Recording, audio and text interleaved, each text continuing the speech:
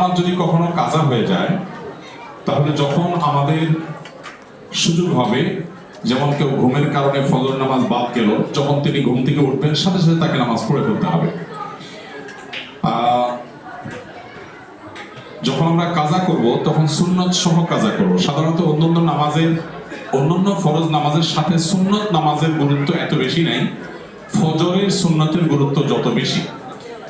এই জন্য নবীজি সাল্লাল্লাহু আলাইহি ওয়াসাল্লাম বলেছেন, লা তাদাহুমা ওয়ালা তারাদাতকুমুল খায়র, তোমাদের যদি বাহন ছুটে যায় যাক, তারপর ফজর ছেড়ো না। এটা হলো ফজরের গুরুত্ব বোঝাতে গিয়ে তিনি বলেছেন।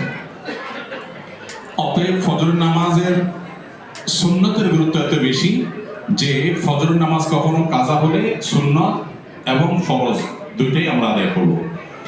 আর এই ফজরের নামাজ কাজা হওয়াটা এটা আমাদের অনেকের নিয়মিত একটা বিষয়ে পরিণত হয়েছে। অন্য 4 ওয়াক্ত পড়েন কিন্তু ফজরটা তিনি পড়তে পারেন না। তো এটা খুবই দুর্ভাগ্যজনক এবং এটা আমাদের পরিবর্তন করতে হবে অবশ্যই। আল্লাহ বলেছেন, ইন্না সলাতা কানাত আলাল মুমিনিনা কিতাবাম মাওকুতা, নিশ্চয়ই ঈমানদারের জন্য নামাজ নির্দিষ্ট সময় পড়াটাকে অপরিহার্য করা হয়েছে। সো ফরজ নামাজ পড়তেই হবে এবং ফজরের নামাজ পড়া সহজ হবে তখনই যখন আপনি রাতে তাড়াতাড়ি ঘুমাবেন। আপনি রাতে দেরি করবেন, ফজর নামাজ পড়া ডিফিকাল্ট হবে। তো এই জন্য ফজর নামাজ পড়ার চেষ্টা আমাদের করতে হবে।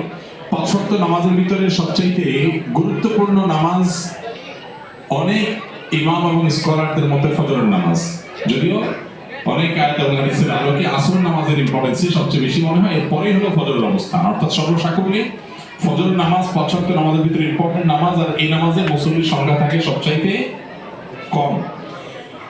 এইটা একটা গুরুত্বপূর্ণ শিক্ষা এবং অ্যালার্মিং বিষয়। যেটার গুরুত্ব কোরআন হাদিসে সবচেয়ে বেশি হবে, ওইটার ব্যাপারে মানুষ সবচেয়ে বেশি অবহেলা করবে, কারণ শয়তান সেখানে কাজ করে। মানুষ যাতে কোনোভাবে সেটা করতে না পারে, কারণ সবচেয়ে গুরুত্বপূর্ণটা করলে তো মানুষ জান্নাতের দিকে এগিয়ে যাবে। আর শয়তানের চ্যালেঞ্জ হলো কোথায় নেওয়া? জাহান্নামে নেওয়া। সো যেটাকে কোরআন হাদিস সবচেয়ে বেশি গুরুত্ব দিয়েছে, শয়তান দেখবেন যে ওইটা কোনোভাবে করতে দিতে চায় না। আপনি অন্যটা করেন কিন্তু এটা সে করতে দিবে না। তো এই জন্য আমাদের চ্যালেঞ্জ থাকতে হবে ফজর নামাজ জামাতের সাথে পড়ার ব্যাপারে, এবং এটার জন্য রাতে তাড়াতাড়ি শোয়ার অভ্যাস করতে হবে। ইনশাআল্লাহ তাহলে ইজি হবে। এরপরের প্রশ্ন হলো, সূরা বাকারার শেষ আয়াত আওলাদ দোয়াল্লিন, এটার তাৎপর্য আমাদেরকে একটু বুঝিয়ে বলবেন। সূরা বাকারার শেষ আয়াত আওলাদ দোয়াল্লিন না, সম্ভবত সূরা ফাতিহার শেষ আয়াতের কথা আপনি বলেছেন। সূরা ফাতিহার একেবারে শেষ আয়াতে আল্লাহ রাব্বুল আলামিন আমাদেরকে সেই সমস্ত লোকদের পথে পরিচালিত হওয়ার দোয়া শিক্ষা দিয়েছেন যারা আল্লাহর নিয়ামত প্রাপ্ত হয়েছে। ইন্টারেস্টিং বিষয়, আমাদের আলোচনার বিষয়ের সাথে এটা সংশ্লিষ্ট।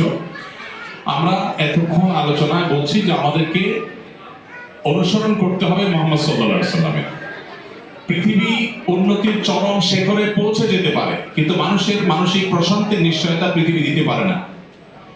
এবং একটা নির্দিষ্ট সময় পর্যন্ত মানুষ সুখ শান্তির গ্যারান্টি, যদিও গ্যারান্টি দেওয়া সম্ভব নয়, অনেকখানি ব্যবস্থাপনা হয়তো মানুষ করতে পারে, কিন্তু এরপরে আর মানুষ পারবে না, মানুষের হাতে নেই।